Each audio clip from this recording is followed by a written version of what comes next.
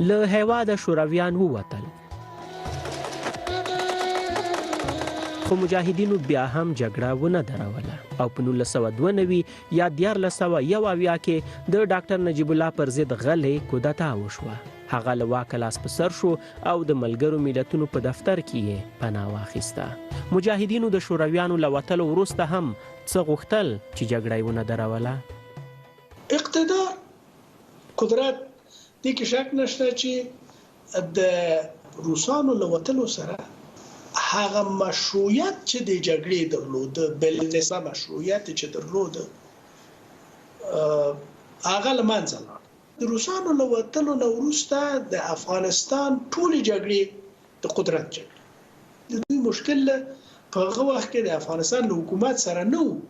د دوی اساسي مشکل دا و چې خپلو منځو کې سره جوړ نه او په د حکومت په موډل باندې سره سلا کېدلی نه شو.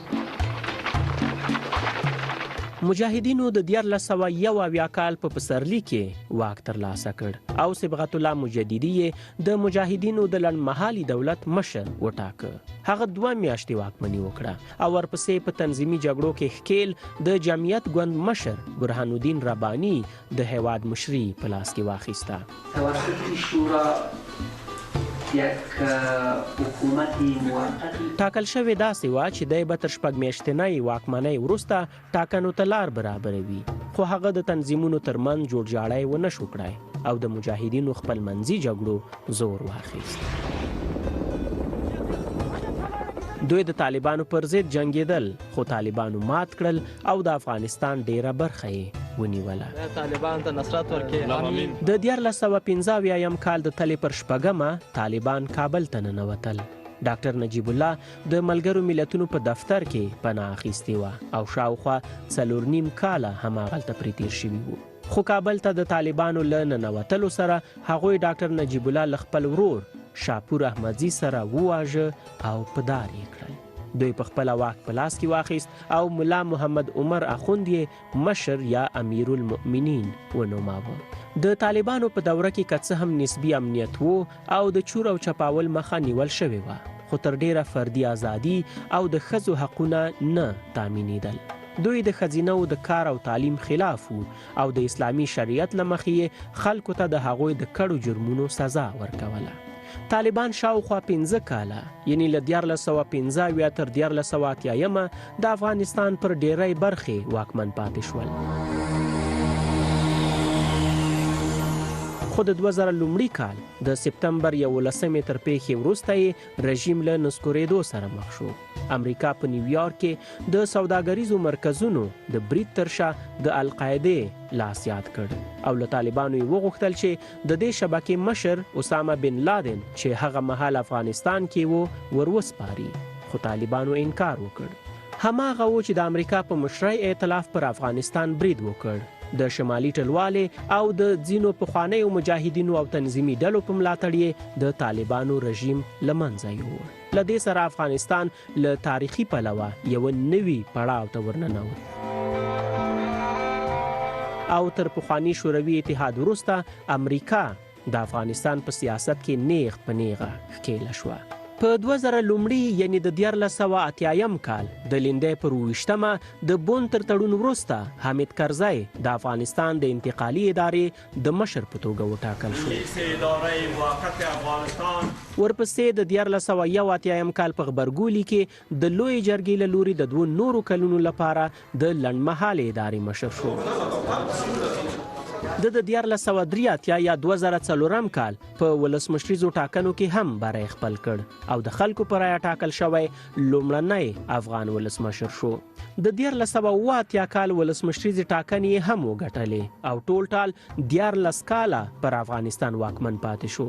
د ښاغلي کرزي دوره داسې یو مهال و چې افغانستان د امریکا، نړیوالې ټولنې او د بیلابیلو نورو مرستندویه بنسټونو په مرستو بیرته په راپورته کېدو شو. په تعلیمي، اقتصادي، سیاسي او د زیربناو د بیا رغونې په برخه کې پراخ کارونه وشول. خو د نظر خاوندان وایي که مرسته شوې پیسې سمې لګول شوې وای، فساد نه وای پکې شوی او ښاغلي کرزي د افغانستان په جګړه کې د ښکېلو نورو تنظیمونو غوندې طالبان هم په واک کې شریک کړي وای، نو اوس به افغانستان هوسا و. د بن کانفرنس کله جوړیږي هلته درې ډلو ته واک ورکړل شو، کومه ډله چې په افغانستان کې ډیره مهمه وه او هغه وخت کې تقریبا د افغانستان 98% خاوره د دې په ولکه کې و، هغه د طالبانو شتون. طالبان باید نادیده نه ونیول شي، طالبان باید په دغه د بن په کانفرنس کې چې فرضاً یو شمېر داسې ډلې وي چې هغوی خپلمنځي جګړه کې په لسګونو زره افغانان ووژل او د دغو غمیزو استازي چې په بن کانفرنس کې کېناستېدل نو باید د طالبانو استازي ناست وای، خو له بده مرغه چې طالبان یې له پامه وغورځول. د حامد کرزي د وروستۍ 15 کلنې دورې پای 1992 یا 2014 کال و. هغه مهال چې افغانستان د طالبانو او نورو مخالفو وسلوالو ډلو له لوري د زیاتېدونکو امنیتي ستونزو ترڅنګ له دوو مهمو ننګونو سره مخ و: ولسمشریزې ټاکنې او له بهرنیو ځواکونو افغان هغو ته د مسؤلیتونو لیږد. په دغه کال ګڼ خلک په ځانګړي ډول کادرونه په افغانستان کې د احتمالي ګډوډۍ له ویرې بهرنیو هیوادونو ته په ناقانونه لارو په تېښته شول. د طالبانو ځواک په ډېرېدو او د دوی تر ولکې لاندې سیمې په غځېدو وي. خلک نه پوهېدل چې د افغانستان برخلیک به څنګه کیږي. د حامد کرزي د واکمنۍ په وروستیو کې له بهرنیو ځواکونو افغان هغو ته د امنیتي مسؤلیتونو د لیږد مسؤل محمد اشرف غني و چې ویل یې دا بهیر یې په بریا ترسره کړ او د افغانستان د نظام پښې څنګه چې ویره وه هغسې ونه لړزېدې. محمد اشرف غني د همدغه کال په ولسمشریزو ټاکنو کې له خپل مخکښ رقیب عبدالله سره سیالي وکړه. که څه هم د ټاکنو کمیسیون اشرف غني ولسمشر اعلان کړ، خو عبدالله پایلې نه منلې او پر سر یې د دواړو ترمنځ اوږدې ناندرۍ وشوې. رای بیا ځلې وشمیرل شوې، خو بیا هم د پایلو پر سر جنجال. بالاخره د امریکا د هغه مهال د بهرنیو چارو وزیر جان کیری په منځګړیتوب د دواړو ترمنځ د ملي یووالي حکومت رامنځته شو او حامد کرزي په سوله ییزه توګه د واک واګي محمد اشرف غني ته وسپارل. جناب رئیس اجازه است دا په افغانستان کې د واک پر سر د یو بل تر وژلو او کودتاو وروسته لومړی ځل و چې یو ټاکل شوی واکمن بل انتخاب شوي ولسمشر ته د واک واګي سپاري. خو د ملي یووالي حکومت د دواړو مشرانو ترمنځ خپلمنځي ناندرۍ ډېرې وې. ښایي ډېرې کمې لاسته راوړنې د ملي یووالي حکومت درلودلې وي، خو زیاتره پکې ستونزې رامنځته شول. ملي یووالي حکومت یوه میکانیکي پروسه شوله چې په لنډ مهال کې د یو کړکېچ نه مخنیوی وشو د هغې په نتیجه کې. لیکن د افغانستان حکومتوالۍ سیستم ته یې ډېرې ژورې ضربې ورکړلې. اول دا چې دواړو ګروپونو چې سره یو ځای شوي وو د دیو ترمنځ کمپایني د انتخابات یا د ټولټاکنو کمپایني روحیه تر ډېر وخته پورې ژوندی وساتل شو او رقابتونه او تضادونه د دې دواړو ګروپونو ترمنځ د افغانستان ملي پروګرامونو ته زیان او ضربه یې ورکړله. یو بل لویه ستونزه چې د افغانستان د حکومتوالۍ په سیستم کې رامنځته شوله هغه د قدرت د اندازې نه زیات متمرکز کېدل و یا اوور سنټرالایزیشن چې ورته موږ په انګریزي کې وایو. په 1999 یا 2019 کال کې هم د 2014 هغه په څیر افغانستان بیا د ناامنۍ د ډېرېدو ترڅنګ د دوو مهمو ننګونو ترمنځ ولاړ و. یو خوا ولسمشریزې ټاکنې کیدونکې وې او بل خوا له امریکا سره د طالبانو تر هوکړې وروسته له افغان دولت سره د دوی د سولې خبرو نامعلوم حالت و.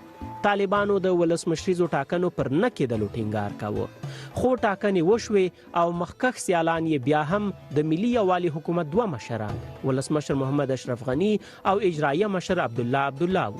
بیا هم د ټاکنو خپلواک کمیسیون ولسمشر غني ګټونکی اعلان کړ، خو عبدالله ځان ګټونکی باله. به نام خداوند بزرگ جل جلاله سوگند یاد میکنم. که څه هم په کورنۍ او نړیواله کچه د ولسمشر غني د لوړې مراسمو ته رسمیت ورکړل شو. د لوی خدای جل جلاله په نامه لوړه کوم. خو عبدالله هم ځان ته د لوړې مراسم جوړ کړي وو. تر ناندریو وروسته محمد اشرف غنی ولسمشر او عبدالله په کابینه کې د ځانګړې ونډې ترڅنګ د سولې او مصالحې عالی شورا مشري هم واخیسته.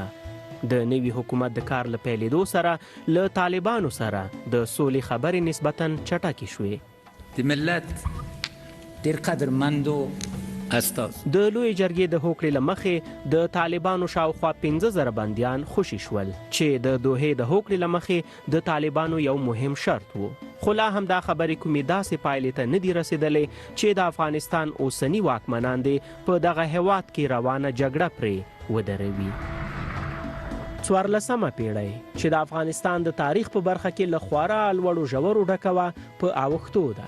خو ښکاري چې د دغه هېواد واکمنان یو په بل پسې ډیر بدل را بدل شول، خو د افغانستان برخلیک یې څنګه چې په کار دی هغسې بدل نشو کړای. نورګل شفق، BBC، کابل.